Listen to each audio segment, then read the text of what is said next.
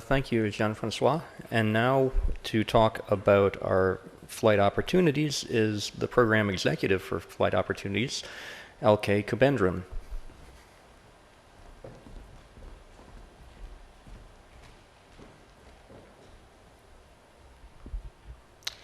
Good afternoon. I would like to introduce myself as someone who has been supporting NASA for the last 30 years. Right from the time I was a graduate student at Georgia Tech, I was supporting NASA Langley, and the last 14 years I've been supporting NASA Dryden. One of the pet peeves I've had in the recent past is like we haven't done much in the form of technology development. When OCT came about, I just jumped on this opportunity to be part of this team. I'm pretty excited about being here to talk about flight opportunities.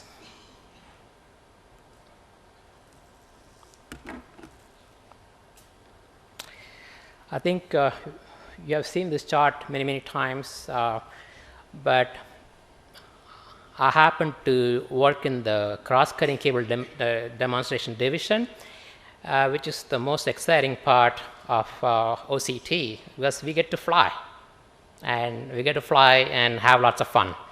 Okay, therefore that's the cool thing about being part of this program. Bobby already talked about a couple of times that this flight opportunity program was put together based on two successful activities already that have been part of the IPP program. That is FAST and Cruiser. What I would like to do is to kind of spend a few minutes talking about what has been happening in those two activities. FAST is essentially it's a program activity where NASA utilizes the zero-G aircraft to fly parabolic flights to simulate microgravity environment. Essentially, you get to access about 25 seconds of microgravity, and then you get to fly about 40 such parabolic paths per flight. Okay. Let me kind of talk about who have been using these flights. When it got started in 2008, there were about 5 SBIR firms that utilized the FAST program.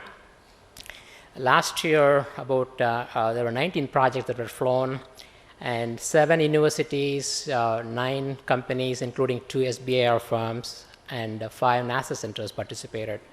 Earlier this year, there was a call for proposals for this round. Essentially, there were 31 proposals received and 17 got selected.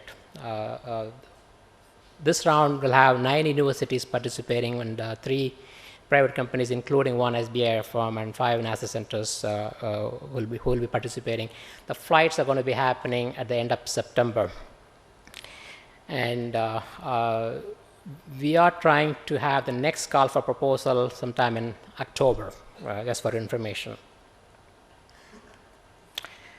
Okay, this is the next program is Cruiser, which is Commercial Reusable Suborbital Research Program activity. This was announced by Administrator Bolden in October 2009. Essentially, this program is to procure commercial flight, basically commercial flights using suborbital vehicles developed by a lot of these emerging firms. And I have listed a few of them here on this page. This is by no means full inclusive of all the companies that have been working in this regime. Essentially, the goal of OCT is to grow this industry and make sure that we will be able to have high flight rates as well as low-cost access to space. As you can see, there have been a lot of companies, and they have been using different approaches.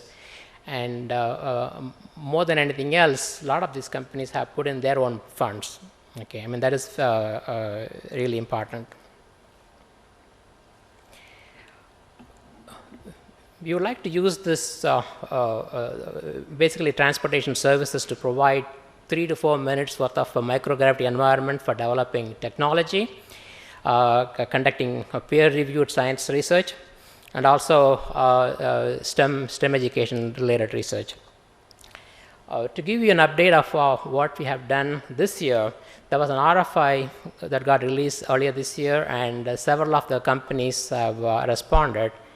And all the information is available at the website that I have, for which I have the links given here. And you are welcome to look at them and then see what is available, as well as what are the other information that the companies have provided.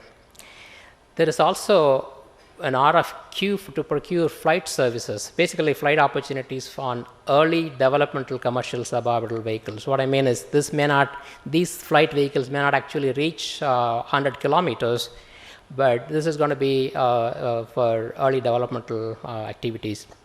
And this RFQ is on the street right now, and this will close July 20th. We have approximately about $300K in funds available to make awards, and we expect to see some September 2010 as start dates. These flights are essentially going to be using the vehicles that are available to characterize the environment, and also to figure out the interfaces that we need to come up with, like the interface control documents and so on. It's going to be pretty exciting. We hope to have multiple awards, but we're just waiting to see how many companies are going to respond. Again, the RFQ due date is July 20th. Okay, this chart in a nutshell kind of tells you all about this new flight opportunities program. Essentially, the payloads are going to be coming from various sources, and then we will be soliciting for these payloads using a lot of the different OCT programs, as well as programs outside, such as the SMDs, ROSES, CAL, and so on.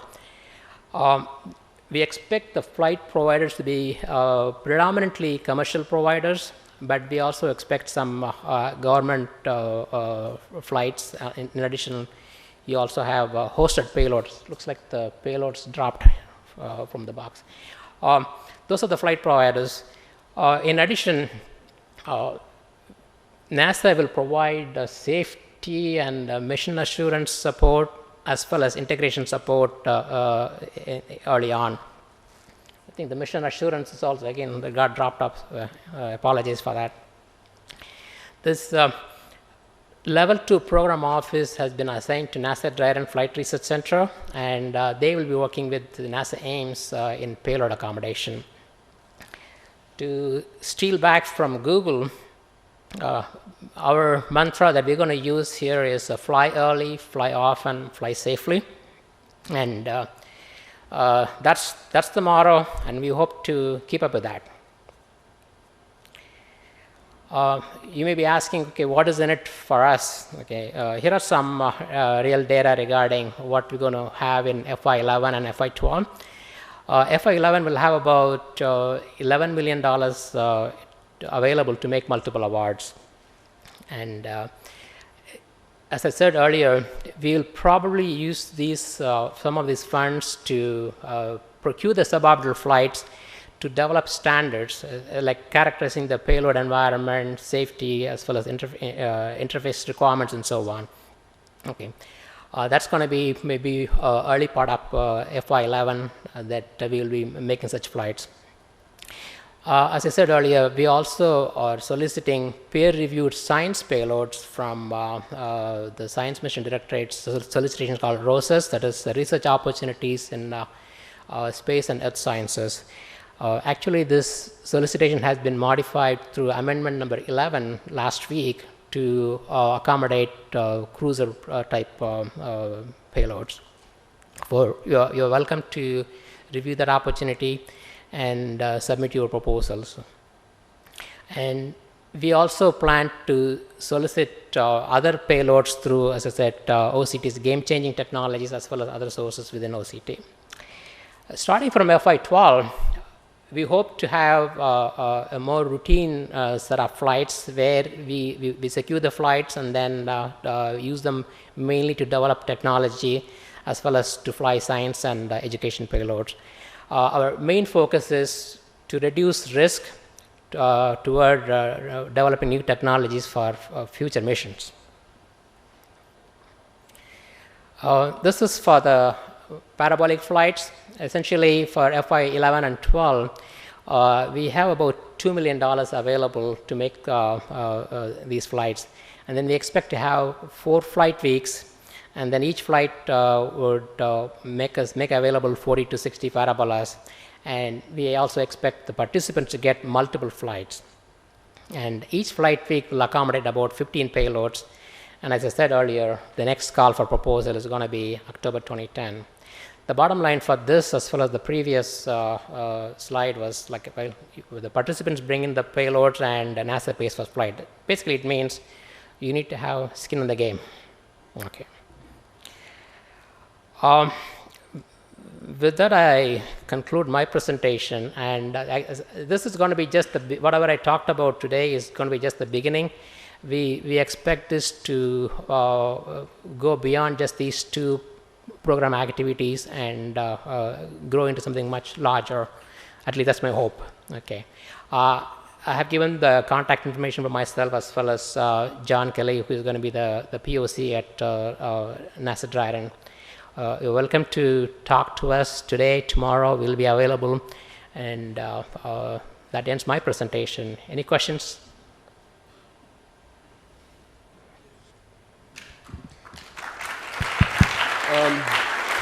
Yeah, LK, I've got a question for you.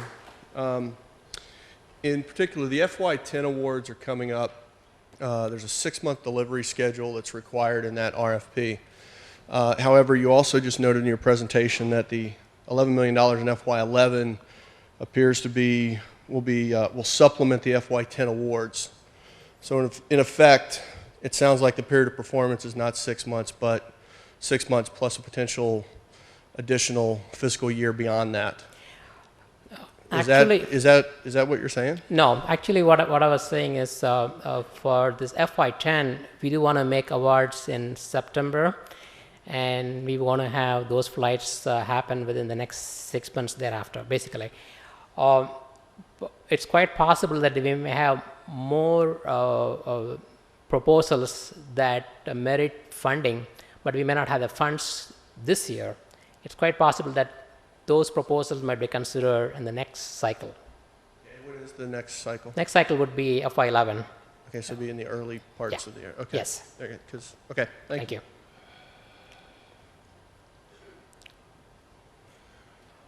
I don't want to seem biased, but the last administrator seemed to allow the suborbital flights of Virgin Galactic to use the name for the passengers of astronaut. And if Virgin Galactic does it, then everybody else is going to do it. I'm wondering if this administration would consider revisiting that subject. Talk about flying passengers? Yes. Okay. At this stage, we are not considering flying passengers because we need to make sure that we can fly the payloads, just the cargo type payloads and also experimental payloads before we can revisit the human side. Yes, I know, but there's some money supporting Virgin Galactic who then fly passengers. And at times, some of those passengers might be managing payloads, which might qualify them as crew members or payload specialists. But even NASA payload specialists don't receive astronaut pins.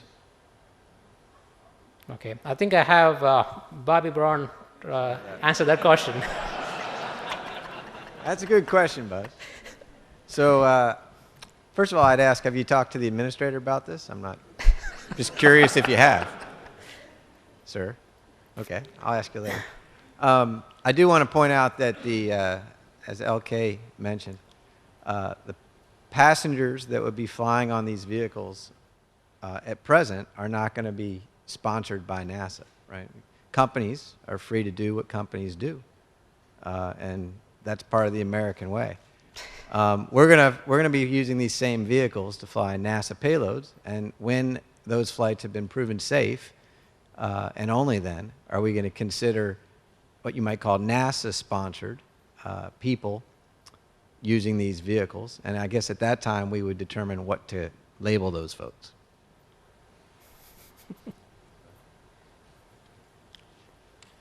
Hi, I'm John Barr with United Launch Alliance. I was wondering, there are lots of orbital rideshare opportunities, small, P-pods and ESPA class and bigger, that are out there as potential flight demonstrations. Are you ground ruling only suborbital launches, or are you considering orbital as well? At this stage, we're considering suborbital, but it is quite possible that we may expand that. But right now, suborbital. But again, we are not ruling them out. I'm Patty Grace Smith, the former Associate Administrator for Commercial Space Transportation at FAA. To Buzz's point, at the time that Virgin Galactic flew its Spaceship One and White Knight, a space launch system, we felt very strongly that it was worthy of the flight accomplishments, and given the altitude that the vehicles went, to award astronaut wings. We checked the altitude requirements that NASA uses to define space, the edge of space, and in as much as it complied, the military gives wings for military astronauts, NASA for its own, and FAA launched its own category of astronaut wings. So that's just for background in terms of how that came about, but I liked Bobby Brown's answer very much on that. We'll address that when the time comes, I'm sure. Thank you. Great, thank you.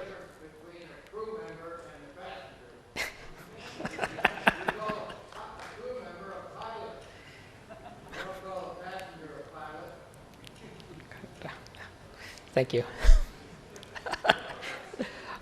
Any other questions? Yes, one more. I also represent some other organizations, and an ancillary question. The zero-G flights, are those all government provided with government assets, or are there opportunities for private providers of zero-G flights to be a provider and for NASA to outsource that to the private sector? I think the one that I talked about, that essentially the flights are provided by NASA through this zero-G corporation. Essentially, we provide the flights. The assets, I mean, when you say assets, you're talking about the payloads or? The aircraft themselves. Aircraft is, no, it's basically it's through a contract with the zero-G corporation. Thanks. Yeah, thank you. And one more. Neil Melbourne, Armadillo Aerospace. And first of all, I need to get you a new concept vehicle. I'm not sure the Flying Goldfish Bowl is ever going to see the light of day. There is a problem with the current cruiser RFQ in that we've got this 6-month window to fly the flights after award. There are 3 different regimes to fly payloads under. We can fly under an amateur rule, which severely restricts the altitude. Permits, of which I think we own 3 out of the 4 that have ever been issued. You can't fly payloads for pay on the permit, so it has to be a license. And AST has about a 6-month window to issue a license, so you're virtually going to have a license in the works as the RFQ goes in. We have the cruiser, the current program manager for cruiser is right here in this audience. I think he'll be more than happy to talk to you, and also we have some representatives from FAA also in the audience. I think we can talk later in the afternoon or tomorrow. Any other questions? Great, thank you.